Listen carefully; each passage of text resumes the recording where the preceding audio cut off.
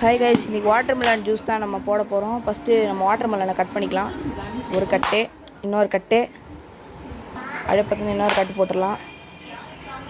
அப்படியே அதை கட் பண்ணிட்டு நம்ம ஜூஸ் போடலாம். வெயில் காலத்தில் ஜூஸ் இல்லாமல் நம்மளால் வாழவே முடியாது.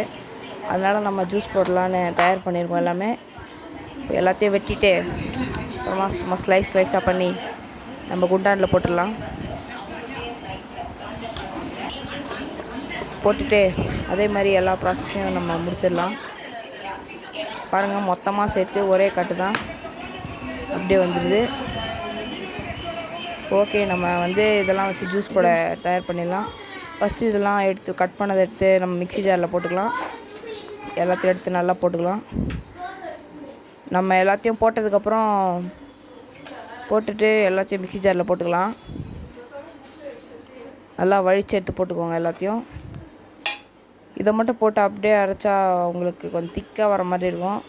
அதனால் நான் பண்ணுற மாதிரி கொஞ்சம் தண்ணி ஊற்றி சர்க்கரை போட்டு பண்ணிக்கோங்க. பார்த்துக்கோங்க. ஐஸ் வாட்டர் இருந்துச்சுன்னா இங்கே ஐஸ் வாட்டர் ஊற்றிக்கலாம். நார்மல் வாட்டர் இருந்துச்சுன்னா நார்மல் வாட்டர் ஊற்றிக்கோங்க. எவ்வளோ சர்க்கரை உங்களுக்கு வேணுமோ அவ்வளோ சர்க்கரைக்கு போட்டுக்கோங்க. நான் எனக்கு எவ்வளோ வேணுமோ அவ்வளோ போட்டுக்கிறேன். உங்களுக்கு நீங்கள் எவ்வளோ வேணுமோ அவ்வளோ போட்டுக்கோங்க.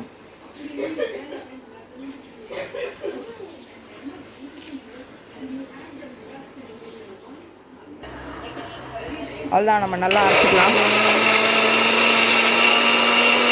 அழுத்தவே முடியல. தண்ணியில் வெள்ளை அப்படியே பறக்கி நல்லா அரைச்சிக்கலாம். நல்லா தண்ணி மாதிரி அரைச்சிக்கோங்க. நல்லா அரைச்சிக்கோங்க. கிச்சன் அப்படி தான் அலங்கோலமாக இருக்கும், அதெல்லாம் கண்டுக்காதீங்க. அப்புறம் நல்லா வடிச்சுக்கோங்க.